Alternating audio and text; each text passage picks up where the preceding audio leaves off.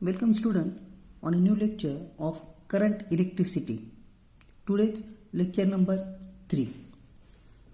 विद्यार्थी मित्रांनो, कालच्या लेक्चरमध्ये आपण relation between current and drift velocity, त्यानंतर relation between current density, conductivity, electric field, त्यानंतर ओम्स लॉ आणि इलेक्ट्रिक रेजिस्टन्स, कंडक्टिव्हिटी यांचे रिलेशन बघितले किंवा यांचे डेफिनेशन्स आणि त्यांचे फॉर्म्युलाचा आपण स्टडी केला. त्यानंतर कंडक्टिव्हिटी म्हणजे काय, स्पेसिफिक रेजिस्टन्स म्हणजे काय याचा देखील आपण स्टडी केला आहे. तर आजच्या लेक्चरमध्ये आपण त्या टॉपिकचे काही इम्पॉर्टंट पॉईंट्स आणि त्याचे काही प्रॉब्लेम्सचा स्टडी करणार आहे. तर तो स्टडी करण्याच्या अगोदर आपण कालचा टॉपिक थोडंसं रिवाईज करू. त्यामध्ये आपण रेजिस्टन्स म्हणजे काय आपण ते सांगितलं होतं. रेजिस्टन्स म्हणजे आपण सांगितलं होतं की opposition to flow of current. त्यावरून आपण R equal to rho into L upon E ही इक्वेशन आपण डिराईव्ह केलं होतं. तर त्यामध्ये जो का रो असतो त्याला आपण म्हटलं होतं स्पेसिफिक रेजिस्टिव्हिटी किंवा त्याला आपण स्पेसिफिक रेजिस्टन्स असंही म्हटलं होतं. तर ज्यावेळेस आपण रेसिप्रोकल ऑफ रेजिस्टन्स घेणार त्यावेळेस आपण आपल्याला जी काही व्हॅल्यू मिळेल त्याला आपण काय म्हणतो, conductance.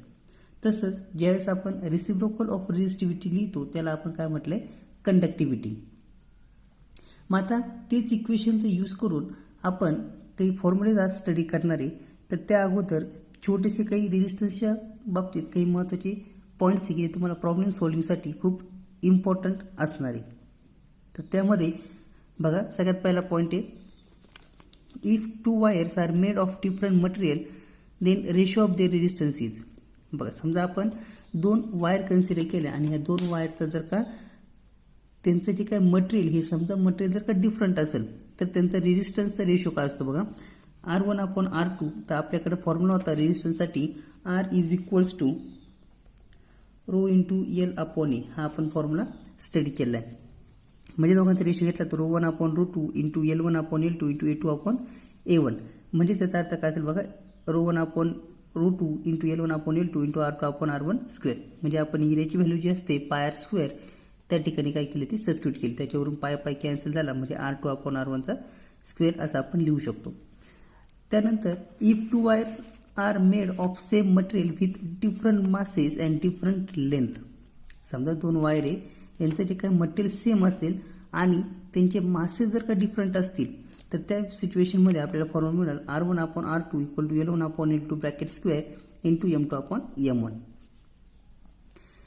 In M is a mass of conductor and V is a volume and D is the density of a conductor on wire, then R is equals to rho L upon A. आपल्याला equation माहिती आहे.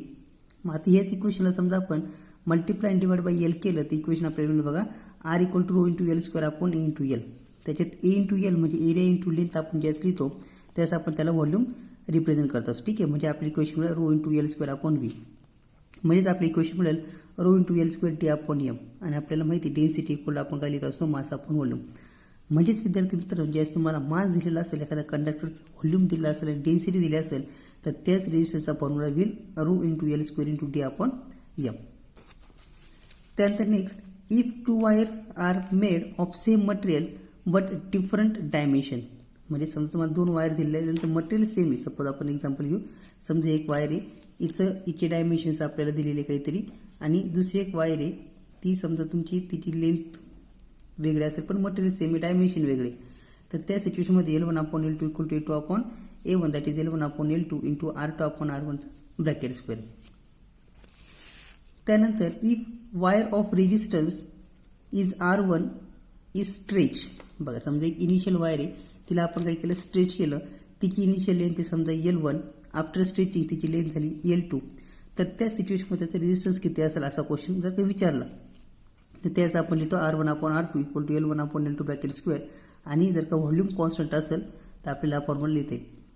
मग आता समजा percentage change in resistance जर का आपल्याला calculate करायचं असेल तर त्याच फॉर्म्युला असतो आपल्या L2 square minus L1 square upon L1 square into 100. या फॉर्म्युलाने आपल्याला चेंज इन रेजिस्टन्स कॅल्क्युलेट करते.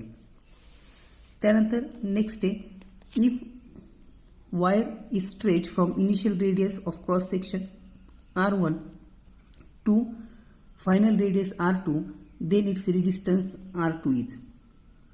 बघा विद्यार्थी मित्रांनो, समजा आपण एक वायर आहे, तिला समजा इनिशियल रेजिस्टन्स आहे R1 समजा आपण या वायरचं आणि तिला आपण काहीतरी तिची रेडियस समजा चेंज केली तर त्या रेजिस्टन्समध्ये काय फरक होईल तर असा क्वेश्चन विचारला त्याचा आपण लिहिणार R1/R2 is equals to R2/R1 चा 4th पावर.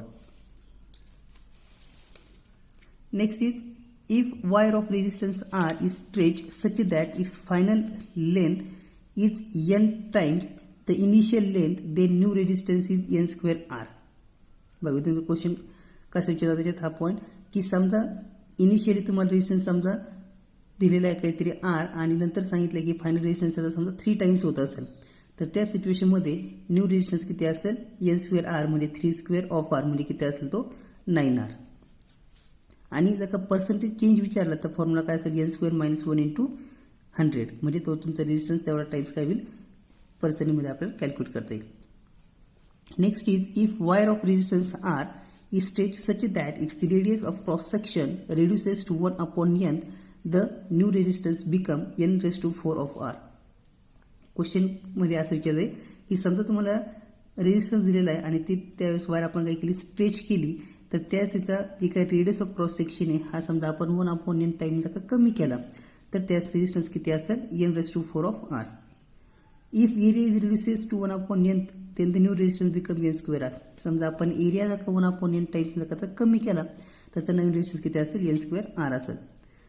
त्यानंतर जर का आपला पर्सेंटेज चेंज जर का विचारला तर त्याचा आपण डेल्टा R/R चा पर्सेंटेज आपण लिहिणार तो असेल लेंथच्या 2 इंटू डेल्टा L/L. जर का रेडियस असेल तर -4 इंटू डेल्टा R/R आणि जर का एरियाचा असेल तर -2 इंटू डेल्टा A/A पर्सेंटेजच्या फॉर्ममध्ये. हे झाले रेजिस्टन्सचे काही इम्पॉर्टंट पॉईंट्स की ज्याच्याने आपल्याला प्रॉब्लेम सॉल्व्ह करायला पण मदत होईल. अदरवाईज आपण आपल्या जनरल मेथडने पण त्याला फॉर्म्युला यूज करून स्टडी करू शकतो. मग कालपर्यंत आपण जे काही फॉर्म्युला बघितलं तर फक्त जस्ट एक रिवाईज करू आणि प्रॉब्लेमला आपण स्टार्ट करू. तर कालपर्यंत आपण ओहम्स लॉचं इक्वेशन लिहितो V = IR त्याच्यावरून आपल्याला R, I आणि Vच्या व्हॅल्यू कॅल्क्युलेट करता येतील. रेजिस्टन्सचा व्हॅल्यू लिहितो आपण ρ × L/A त्यामध्ये ρ म्हणजे specific resistance, L is the length of conductor, A is the area of conductor. त्यानुसार जर का आपण ρ लिहिला म्हणजे रेजिस्टिव्हिटीची व्हॅल्यू लिहिली तर काय मिळेल आपल्याला R × A/L. त्यानंतर कंडक्टिव्हिटी म्हणजे 1/ρ. त्यानंतर कोएफिशियंट ऑफ टेम्परेचर तो लिहिता आपण R - R0/R0 into delta T. त्यानंतर स्पेसिफिक जे काही रेजिस्टन्स आहे त्याच्यासाठी जो का R आहे ज्या टेम्परेचर दिला असेल तो असेल R = R0 into 1 + α into delta T. किंवा जर का आपण रेशिओच्या फॉर्ममध्ये लिहिला तर ρ = ρ0 इंटू 1 + α इंटू डेल्टा T. तर याच्यावरची काही प्रॉब्लेम्स आहेत आपण पण स्टडी करूया. त्यामध्ये प्रॉब्लेम नंबर फर्स्ट आहे. Okay, problem number first. A flashlight uses two 1.45 volt batteries to provide a steady current of 0.5 ampere in the filament. Determine the resistance of glowing filament. एक flashlight आहे ज्या फ्लॅशलाइटमध्ये आपण 1.5 व्होल्टच्या काय करतो बॅटरीज यूज करतोय की त्याच्याने आपल्याला फिलामेंटला स्टेडी करंट मिळेल तो असेल 0.5 अँपिअरचा. तर आपल्याला विचारले रेजिस्टन्स किती असेल तर आपल्याला बघा दोन बॅटरीज आहेत त्यांचं व्होल्टेज दिले V1 आणि V2 1.5 टोटल V जर का आपण कॅल्क्युलेट केला तर तो असेल 3 कारण की 1.5 + 1.5 आपल्याला मिळेल 3 व्होल्ट. आपल्याकडे ओम्सला V = IR that is R = V/I 3/0.5 value substitute केली आपण तर आपल्याला आन्सर मिळेल 6 ओम. असा सिंपल क्वेश्चन ओम्स लॉवर आपल्याला सॉल्व्ह करता येईल. म्हणजे व्होल्टेज दिलेला असेल, करंट विचारला असेल, रेजिस्टन्स दिला असेल त्याच तुम्ही हा फॉर्म्युला वापरू शकता.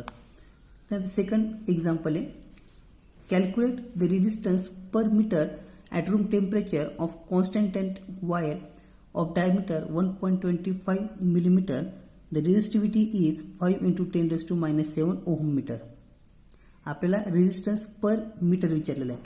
बघ गिवन काय काय दिले रेजिस्टिव्हिटी दिलेली आहे ρ = 5 × 10⁻⁷ ओहम मीटर. डायमीटर दिला 1.25 मिलीमीटर. त्याला आपण रेडियसमध्ये कन्वर्टिंग केलं तर D/2 व्हॅल्यू घेऊन आपल्याला मिळेल 0.625 × 10⁻³ मीटर. आपल्याला विचारलेलं आहे की रेजिस्टन्स पर युनिट लेंथ किती असेल म्हणजे R/L ची व्हॅल्यू आपण कॅल्क्युलेट करतोय. आपल्याकडे रेजिस्टन्सचा फॉर्म्युला आहे ρ × L/A that is ρ = R × A/L. R/Lचं इक्वेशन काय तयार होईल आपल्याकडे R/L = ρ/A that is ρ/एरियाचा value असेल तुमची πr² ची व्हॅल्यू आपण सबस्टिट्यूट केली आता व्हॅल्यू सबस्टिट्यूट करूया आपण. 5 इंटू 10⁻⁷, 3.14 इंटू 0.62, 5 इंटू 10⁻³ स्क्वेअर. तर आन्सर मिळेल आपल्याला 64/3.14 into 5 into 10⁻⁴ that is 0.41 ohm per metre. त्यानंतर नेक्स्ट क्वेश्चन आहे, a 6 metre long wire has diameter 0.5 millimetre. Its resistance is 50 ohm. Find the resistivity and conductivity. बघा काय question विचारलं तुम्हाला. एक 6 मीटर वायर असलेली एक वायर दिलेली आहे, तिचा डायमीटर दिला 0.5 मिलीमीटर, रेजिस्टन्स दिला आहे 50 ओहम. तर आपल्याला रेजिस्टिव्हिटी आणि कंडक्टिव्हिटी कॅल्क्युलेट करायची आहे. मग आता गिवनमध्ये बघा लेंथ दिलेली 6 मीटर, डायमीटर दिला 0.5 मिलीमीटर, त्याचा रेजिस्टन्स आर असेल म्हणजे रेडियस असेल 0.25 मिलीमीटर म्हणजे 0.25 इंटू 10⁻³ मीटर. आपल्याला आर दिला 50 ओहम. आपल्याला विचारले रेजिस्टिव्हिटी किती असेल. Formula rho equal to R upon L that is R into pi r square upon L. Substituting the value then we get 1.636 into 10⁻⁶ ohm per metre. ही असेल तुमची रेजिस्टिव्हिटी. मग आपल्याला कंडक्टिव्हिटी विचारलेली. कंडक्टिव्हिटी म्हणजे काय असते तुमची रेसिप्रोकल ऑफ रेजिस्टिव्हिटी. म्हणजे ह्या व्हॅल्यूची जर का तुम्ही रेसिप्रोकल घेतला तर आपल्याला आन्सर मिळेल 6.12 इंटू 10⁵ मोह म्हणू किंवा आपण त्याला मीटर पर ओहम म्हणू. त्यानंतर नेक्स्ट क्वेश्चन बघा, a wire of a circular cross section and a 30 ohm resistance is uniformly stretch until its new length is 3 times. Question बघा, its new resistance will be 3 times its original length. Find the resistance. बघा एक uniform circular cross section असलेली wire आहे, तिचा resistance दिला तुम्हाला 30 ohm. तिला आपण काय केलं स्ट्रेच केलं आणि तिची जी काही लेंथ ही किती असेल 3 टाइम्स काय होईल ओरिजिनल लेंथ एवढी होईल, तर तिचा रेजिस्टन्स किती असेल असा क्वेश्चन विचारलेला आहे. मग आपल्याकडे जी काही ट्रॅडिशनल मेथड आहे त्याच्याने आपण प्रॉब्लेम सॉल्व्ह करू. बघा आपल्याला पहिल्या सुरुवातीला जो रेजिस्टन्स असेल तो असेल R1 equal to rho into L1 upon A1, R2 असेल rho into L2 upon A2. त्यानंतर R1 upon R2 equal to दोघांचा रेशो घेतला आपण L1 upon L2 into A2 upon A1. त्याला इक्वेशन नंबर 1 म्हणून. पण आता जर का व्हॉल्यूम जर का सेम ठेवायचं असेल आपल्याला तर काय असेल L1 A1 equal to L2 A2 म्हणजेच A2 अपॉन A1 काय असेल L1 अपॉन L2. मग आपण A2 अपॉन A1 ची व्हॅल्यू जर इक्वेशन सबस्टिट्यूट केली तर काय मिळेल बघा, R1 upon R2 equal to L1 upon L2 into L1 upon L2 that is L1 upon L2 चा square that is R1 upon R2 L1 upon 3L1 square म्हणजे 1 upon 9 म्हणजेच R2 ची value किती असेल 9 times of R1 that is 9 into 30 equal to 270 ohm. पण आपल्याला जर का हा क्वेश्चन शॉर्ट मेथडने सोडायचा असेल तर आपण जो काही इम्पॉर्टंट पॉईंट घेतो त्याच्यामध्ये सांगितलं की ज्यावेळेस रेजिस्टन्स n टाइम्स इन्क्रीज होईल त्यावेळेस तो काय असेल n स्क्वेअर ऑफ R असेल. ठीक आहे, म्हणजे आपण डायरेक्टली n स्क्वेअर R घेऊ तर किती टाइम्स सांगितलं 3 times 3 square into R that is 9 into 30 equal to 270 ohm. तर या सिम्पल मेथडने पण तुम्ही प्रॉब्लेम सॉल्व्ह करू शकता. त्यानंतर नेक्स्ट क्वेश्चन आहे,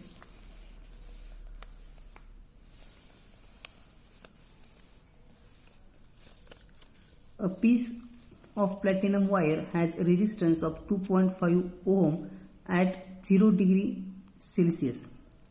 If its temperature coefficient is 4 into 10⁻³ per degree Celsius, find resistance of the wire at 80 degree Celsius. बघा आपल्याला सुरुवातीला काय दिलंय R0 दिलेला आहे 2.5 ओहम, त्यानंतर अल्फा दिलेला आहे 4 into 10⁻³ पर डिग्री सेंटीग्रेड आणि टेम्परेचर दिले 80 डिग्री सेल्सिअस. तर आपल्याला फायनल रेजिस्टन्स विचारला म्हणजे काय असेल तो RF equal to R0 into 1 plus alpha into delta T. R0 ची व्हॅल्यू दिली 2.5, 1 प्लस अल्फाची व्हॅल्यू टाकली आपण 4 इंटू 10⁻³ इंटू 80, डेल्टा टीची व्हॅल्यू दिली 80. 2.5 into 1 plus 0.32 that is 2.5 into 1.32 we get 3.3 ohm. Next question is, a silver wire has a resistance of 4.2 ohm at 27 degree Celsius and a resistance 5.4 ohm at 100 degree Celsius. Determine the temperature coefficient of resistance. म्हणजे आपल्याला alpha calculate करायचा आहे. तर अल्फासाठी आपल्याकडे formula असतो R2 minus R1 upon R into T2 minus T1. म्हणजे थोडक्यात आपण जे काय इथं आता मी इक्वेशन आपण सॉल्व्ह करताना R0 आणि RFच्या फॉर्ममध्ये आपण इक्वेशन लिहितो. आपण फक्त R2 आणि R1च्या फॉर्ममध्ये लिहिलेलं आहे. मग आता 5.4 मायनस 4.2 अपॉन 4.2 इंटू 100-27 हे कॅल्क्युलेशन केलं तर तुम्हाला आन्सर मिळेल 3.91 इंटू 10⁻³ पर डिग्री सेंटीग्रेड. त्यानंतर लास्ट क्वेश्चन आहे, the resistance of tungsten filament at 150 degree Celsius is 133 ohm. What will be its resistance at 500 degree Celsius? The temperature coefficient of resistance of tungsten is 0.0045 per degree centigrade.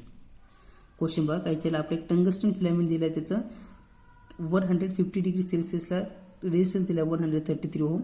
तर आपल्याला विचारलं की 500 degree Celsius त्याचा resistance किती असेल. तर आपल्याला temperature coefficient दिलेलं म्हणजे आपल्याला R2 कॅल्क्युलेट करायचं आहे. आपल्याला बघा टेम्परेचर दिले त्यांनी 150, म्हणजे आपण असं कन्सिडर करू की let R1 be the resistance of white tungsten wire at temperature 150 degree Celsius and R2 be the resistance of a tungsten wire at 500 degree centigrade. आपल्याला रेजिस्टन्स दिला R1 equal to 133 ohm, R2 calculate करायचं आहे.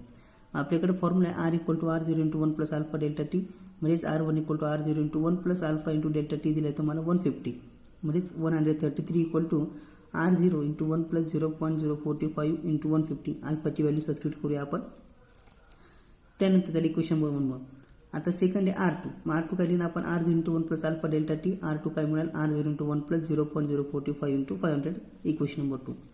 मग आता equation 2 आणि equation 1ला आपण त्याचं डिवाइड केलं तर आपल्याला मिळेल R2 upon R1 1 plus 0.045 into 500 upon 1 plus 0.045 into 150.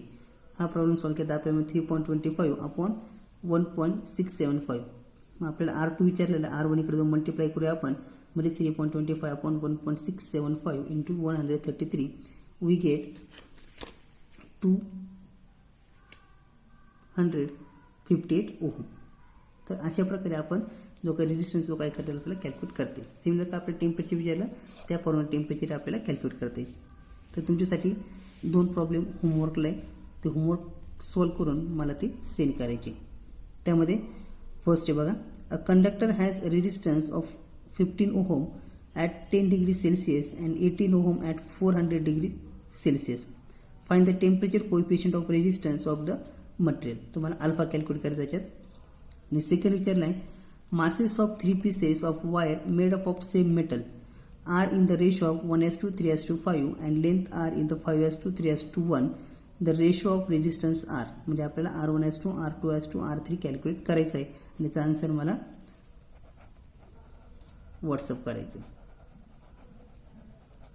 Okay, thank you student for the listening today's lecture.